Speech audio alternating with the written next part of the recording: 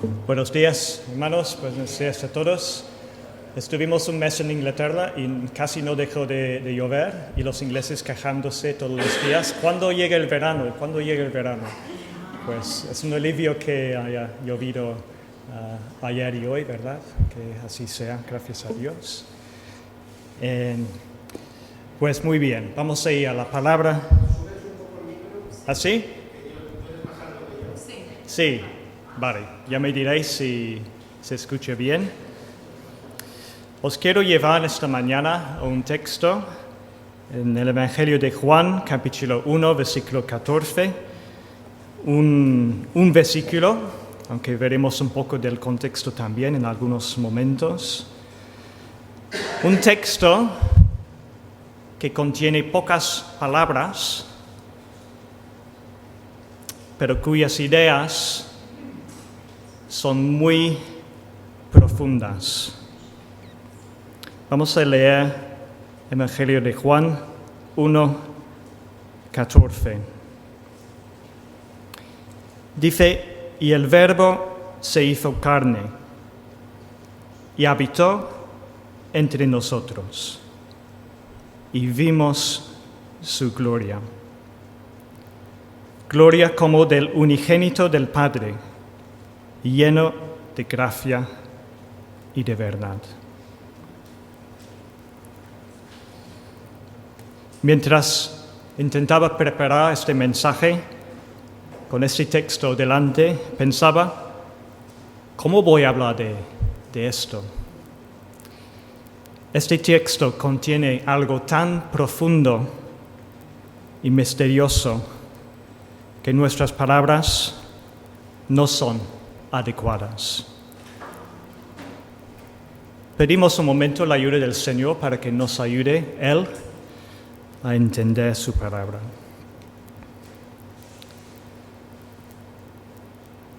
Venimos ante ti, Señor Dios, con la confianza de que eres el Dios que se revela a nosotros. Si no fuera por tu revelación, no podríamos llegar a conocerte, porque nuestra mente, nuestra razón no llega a comprender quién eres.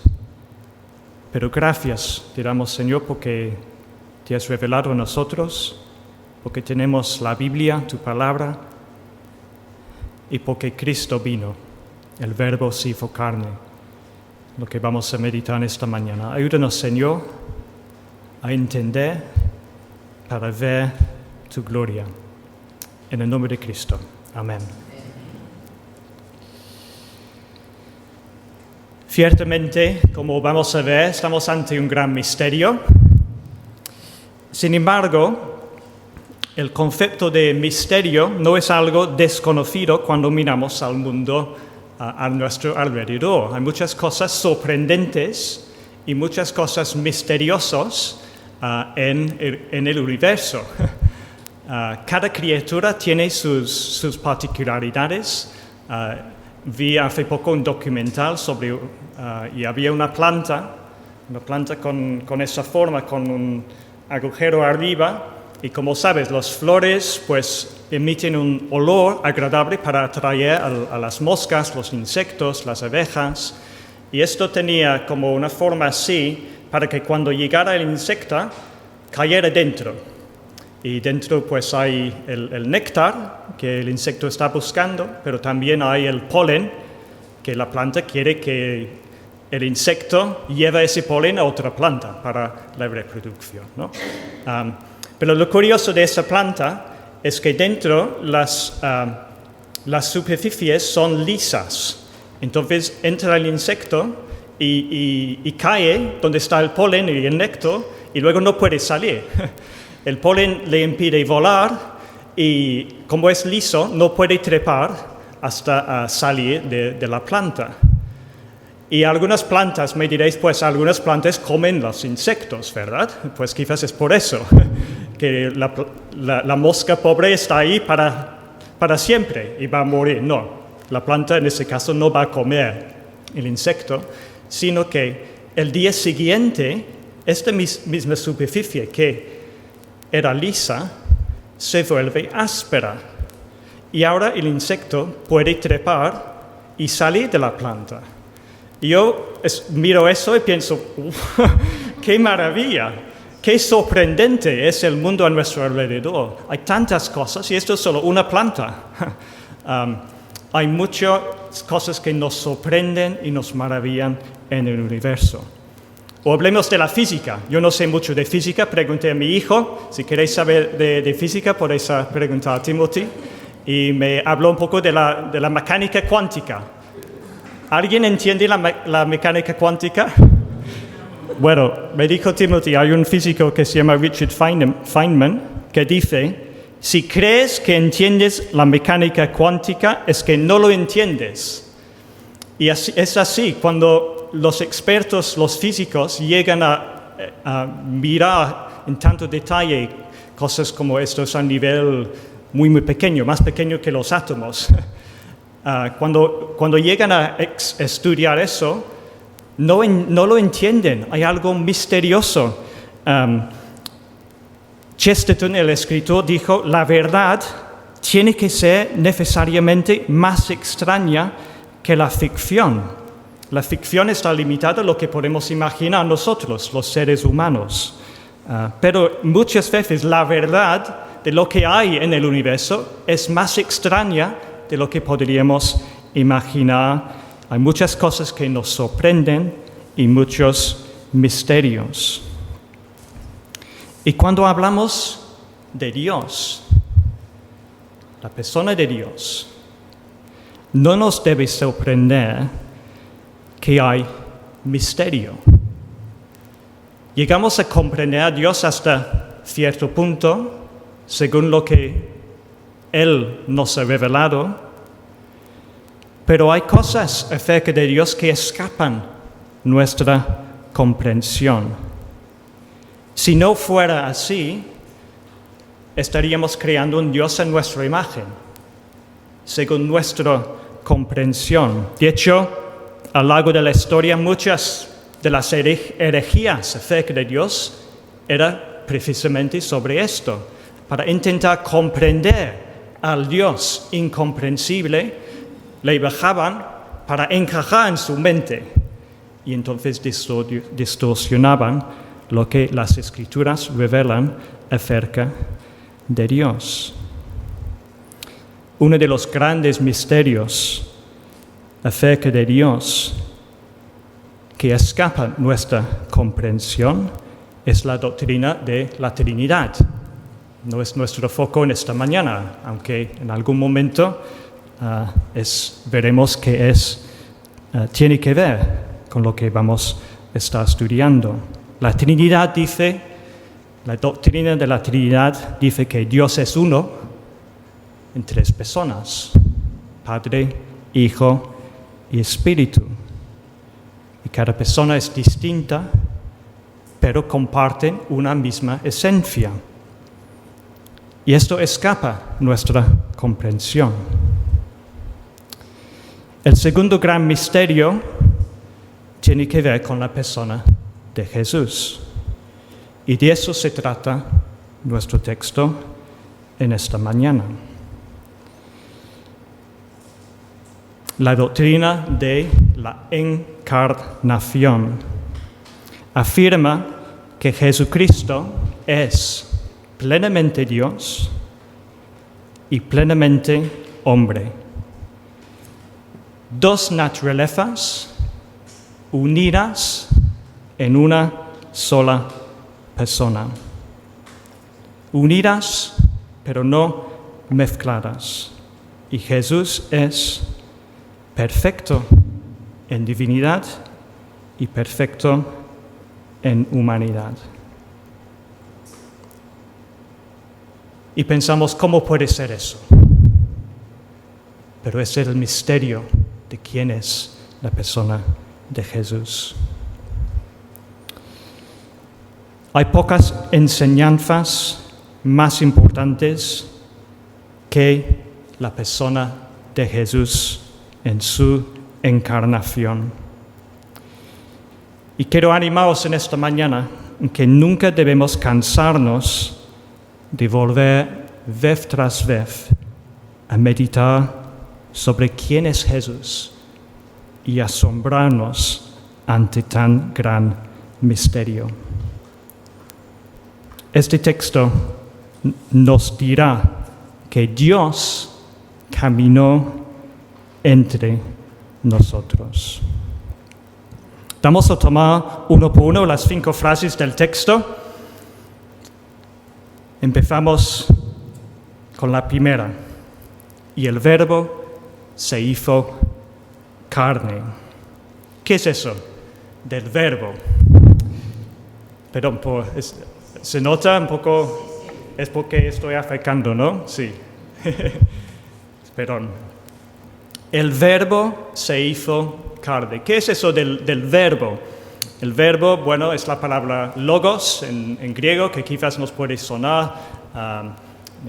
Vienen las palabras biología, geología, tiene que ver con palabra, sería otras traducciones pone la palabra se hizo carne. Aquí tenemos que remontar un poco al principio del capítulo. Juan 1, versículos 1 a 3, dice: en el principio existía el Verbo, y el Verbo estaba con Dios, y el Verbo era Dios. Él estaba en el principio con Dios. Todas las cosas fueron hechas por medio de Él, y sin Él, nada de lo que ha sido hecho fue hecho. Aquí Juan nos lleva al principio de todo, antes de que hubiera cualquier cosa, antes del universo, cuando no hay nada sino solo Dios. Y dice, en el principio existía el Verbo o la palabra. Nos suena a Génesis 1. En el principio Dios. En el principio Dios creó los cielos y la tierra. Podríamos pensar, pues Verbo, que quizás es un nombre para Dios. Pero no, porque luego dice Juan, el Verbo estaba con Dios. Hay dos cosas aquí. ¿Hay dos dioses entonces? ¿Qué está diciendo? Bueno, no puede estar hablando de dos dioses, porque luego dice, y el Verbo era Dios. El Verbo es en un sentido distinto a Dios y a la vez es Dios. Hay una unidad y una distinción. Él estaba en el principio con Dios. Quizás el Verbo es como algo creado por Dios al principio de todo, como una primera creación y luego Dios creó todas las demás cosas. Un ser espiritual superior antes de todos los demás. Hay muchas herejías antiguas que dijeron eso. Los testigos de Jehová hoy en día dicen algo parecido, que el Verbo era la primera criatura de Dios. Pero eso no puede ser, porque Juan luego dice que todas las cosas fueron hechas por medio de Él. Este Verbo es el creador de todas las cosas.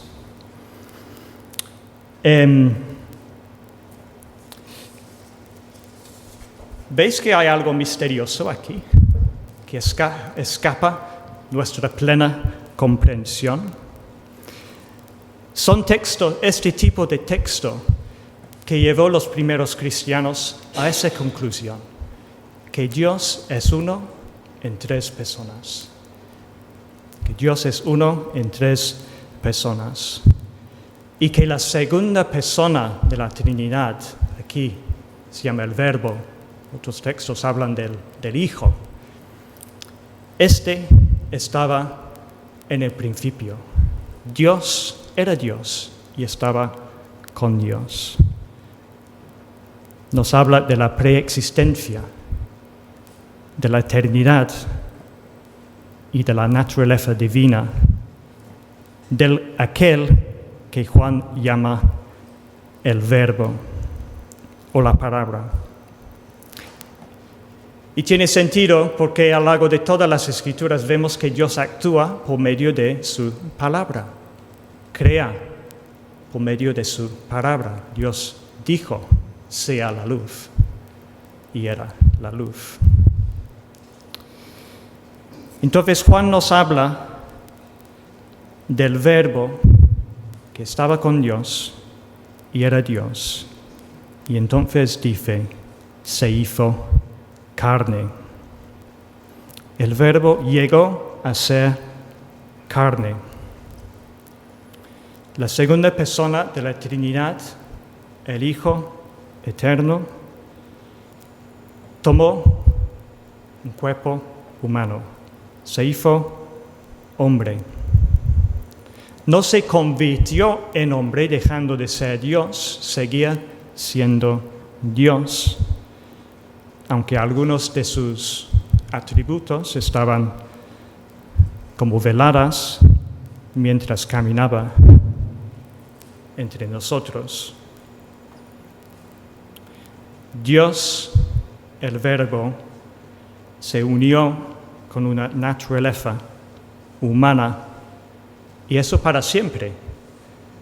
Jesús no solo era hombre y Dios mientras estaba caminando por el mundo, sino después de la resurrección también seguía con ese cuerpo humano. De hecho, Juan podría haber dicho, tomó un cuerpo, o el Verbo se hizo hombre, pero usa esa palabra carne. El Verbo se hizo carne. Y el significado de esto es que carne nos hace pensar en la fragilidad de la naturaleza humana. Toda carne es como la hierba, y toda su gloria como la flor de la hierba, dice 1 de Pedro. Jesús, el Verbo, tomó nuestra humanidad en toda su debilidad, excepto una cosa, el pecado. Dice un comentarista, se hizo hombre como nosotros en todo, excepto en el pecado. Como nosotros, nació de una mujer, aunque de una manera milagrosa. Como nosotros, creció desde su infancia a la adolescencia y de la adolescencia a ser un hombre, tanto en sabiduría como en estatura. Como nosotros, tuvo hambre y sed, comió, bebió, durmió, se cansó, sintió dolor, lloró, se regocijó, se maravilló, fue movido a ira y a compasión. Habiéndose hecho carne y habiendo tomado un cuerpo, oró, leyó las Escrituras, sufrió siendo tentado y sometió su voluntad humana a la voluntad de Dios el Padre. Y finalmente en el mismo cuerpo sufrió y derramó su sangre verdaderamente. Murió verdaderamente. Fue verdaderamente sepultado. Resucitó verdaderamente y ascendió verdaderamente. Y sin embargo, todo ese tiempo era Dios además de hombre.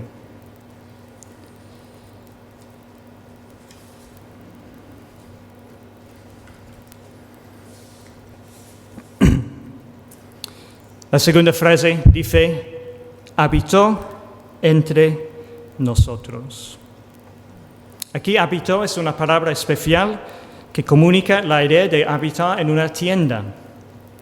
Está relacionado con la palabra para tienda o tabernáculo que encontramos en diferentes partes de las Escrituras. Es como está diciendo Juan, Dios puso su tienda en medio de nosotros.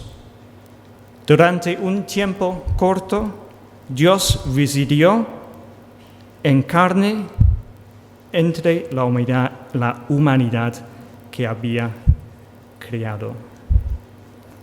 Nos lleva al libro de Éxodo. ¿Sabéis qué pasa en Éxodo?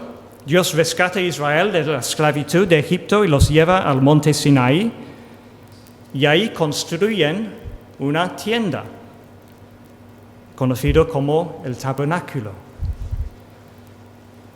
Dice Dios a Moisés que hagan un santuario para mí, para que yo habite entre ellos. Era una forma en que la presencia de Dios podía estar en medio del pueblo, a pesar del pecado del pueblo. Dios hizo el tabernáculo y todo el sistema de sacrificios y sacerdotes para que pudiera simbólicamente estar presente en medio del pueblo. Pero Juan dice que Jesús es el verdadero tabernáculo, es la verdadera tienda, es el verdadero templo donde por excelencia Dios ha habitado entre nosotros. Al final del libro de Éxodo, cuando Moisés finalmente monta el tabernáculo, dice que Moisés acabó la obra y entonces la nube cubrió la tienda de reunión, la nube representando la presencia de Dios, y la gloria del Señor llenó el tabernáculo. Y Moisés no podía entrar en la tienda de la reunión porque la nube estaba sobre él y la gloria del Señor llenaba el tabernáculo.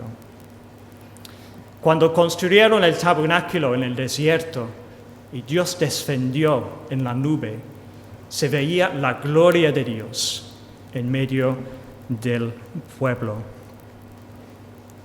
Y Juan dice, y esta es la siguiente frase, y vimos su gloria, y vimos su gloria. Dios hecho hombre, Dios hecho carne, mostrando la gloria de Dios. Es como Juan está diciendo, vimos a este hombre, Jesús, caminar entre nosotros y llegamos a entender que era más que un hombre y vimos su gloria. Y los discípulos vieron sus milagros, vieron cómo cambió agua en el más excelente de vinos. Y si lees sobre esto en Juan 2, dice que los discípulos vieron su gloria. Vieron cómo sanó un paralítico que llevaba 38 años esperando al lado de un estanque. Vieron cómo Jesús multiplicó 5 panes y 2 peces para alimentar a 5,000. Vieron cómo restauró la vista de uno que había nacido ciego. Vieron cómo levantó a Lázaro de la muerte. Todos estos simplemente son milagros en el Evangelio de Juan y podríamos ir a los otros evangelios para contar muchos más. ¿Vieron la gloria de Jesús levantado en la cruz? Sí, la gloria de la cruz. Los discípulos no lo entendieron en ese momento, pero luego se daban cuenta, porque ahí, en esa carne plenamente humana, Jesús estaba derrotando la muerte y pagando el precio del pecado. Y por último, los discípulos vieron cómo Jesús mismo se resucitó de entre los muertos. Vieron su gloria, vieron la gloria de Dios hecho hombre. No sé si os acordáis del ciego que Jesús sana, podéis leer de ello en capítulo 9 del Evangelio de Juan. El hombre está ciego desde el nacimiento y Jesús le sana y ve, físicamente ve. Y si lees a lo largo del capítulo, espiritualmente empieza a ver. Al principio dice, pues el hombre que se llama Jesús me tocó. Más adelante dice, pues era un profeta. Más adelante dice, pues debe haber venido de Dios. Y al final el ciego dice, creo, Señor, y le adoró. Tiene un proceso de comprensión al reflexionar sobre lo que le había pasado. Ve y llega a ver. Y de hecho esa palabra ver, cuando Juan dice vimos su gloria, tiene esa idea. No es simplemente pues veo a mi mujer ahí, pues veo un banco ahí. Tiene una idea de reflexionar, de meditar hasta comprender algo. Es un acto de escudriñamiento, de examinación, estudia y considera detenidamente hasta llegar a ver. Juan dice, vimos su gloria. Y así debemos hacer cada uno de nosotros. Y repetidamente. Os lanzo un reto. Quizás para esta tarde, para otro día, estás cansado o llegas a casa del trabajo, en vez de poner la televisión o ir mirando, no sé, el Instagram o el WhatsApp, párate.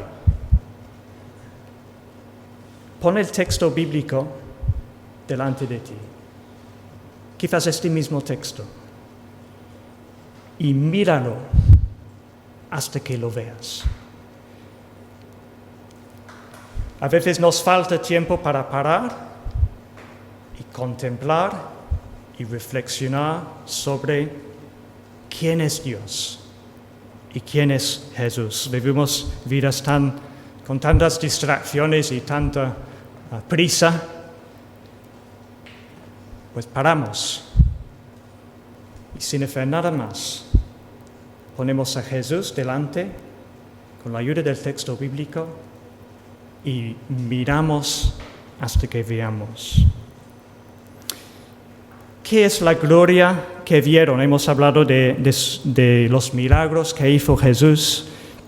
La cuarta frase de nuestro texto dice, vimos su gloria, gloria como del unigénito del Padre. El unigénito es el Hijo único del Padre. De hecho, esta es la primera vez que Juan en su Evangelio habla del Padre y será un tema que desarrolla mucho a lo largo del Evangelio. Dios como Padre y Jesús como Hijo. Hijo en un sentido único y eterno. Nosotros podemos ser hijos de Dios por adopción, pero Jesús es Hijo de Dios por naturaleza y desde siempre, desde la eternidad. Esto nos lleva otra vez al misterio de la Trinidad, de Dios, un Dios en tres personas. Juan está diciendo que vio la gloria del Hijo.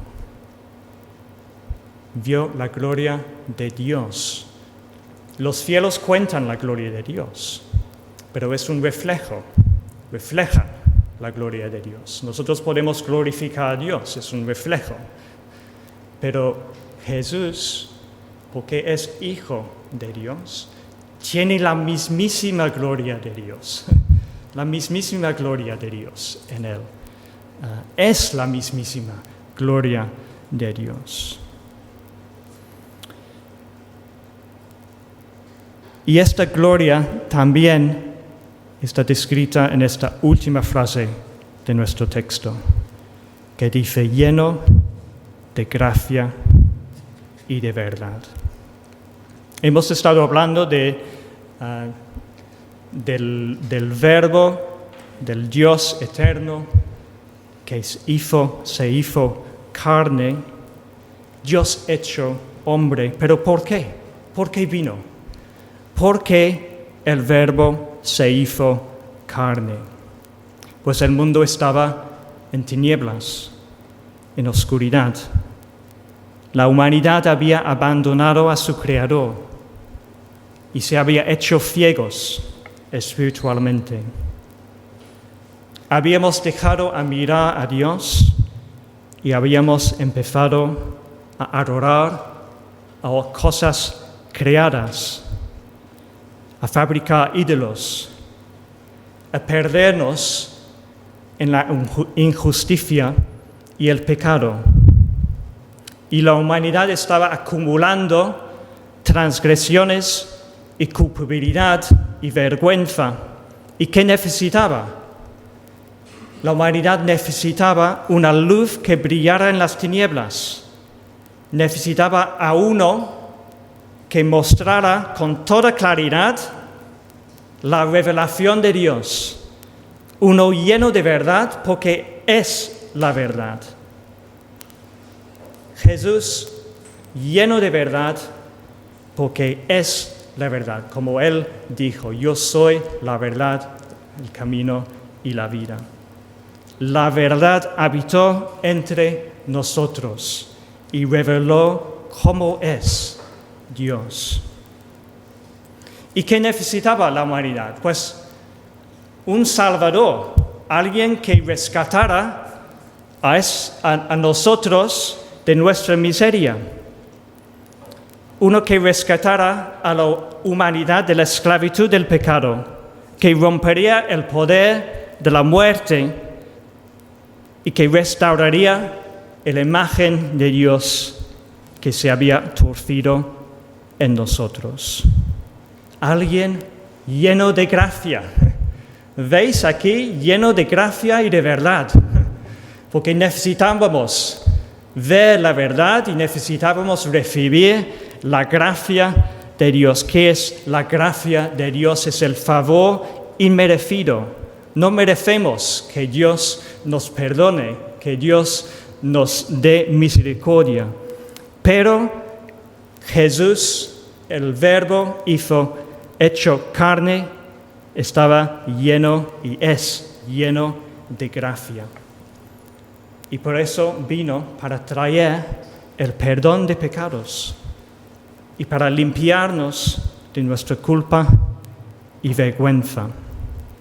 Y por eso más adelante Juan dice, porque de tal manera amó Dios al mundo, que dio a su Hijo unigénito, para que todo aquel que cree en Él no se pierda, mas tenga vida eterna. Este texto, déjame volver a leerlo porque es corto. Y el Verbo se hizo carne y habitó entre nosotros y vimos su gloria, gloria como del unigénito del Padre, lleno de gracia y de verdad. Hay pocos textos bíblicos más importantes que este. Pocos más importantes para nuestra comprensión del universo y de nuestras vidas. Es una verdad y un hecho tremendo.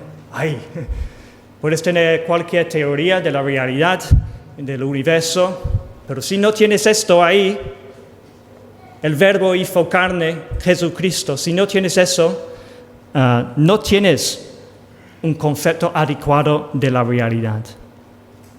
El teólogo Bonhoeffer dijo, todos los conceptos de la realidad que no tienen en cuenta a Jesucristo son abstracciones, no son reales.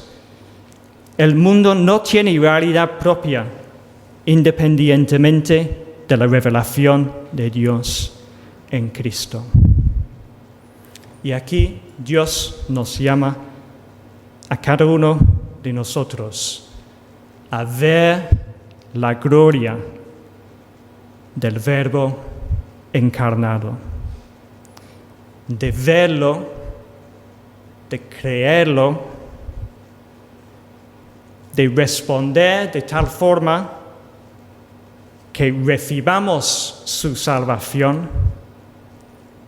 Y si ya la hemos recibido, de reafirmarnos en su salvación, de cobrar ánimo, porque Él sigue estando lleno de gracia y de verdad para ti y para mí, y de caer rendido en adoración.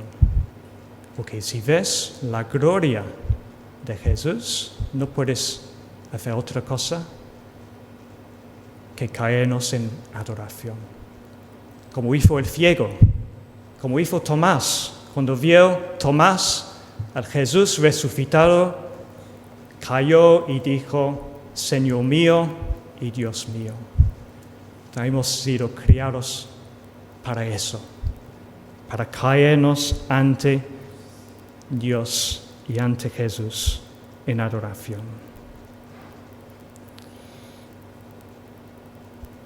Vamos a orar.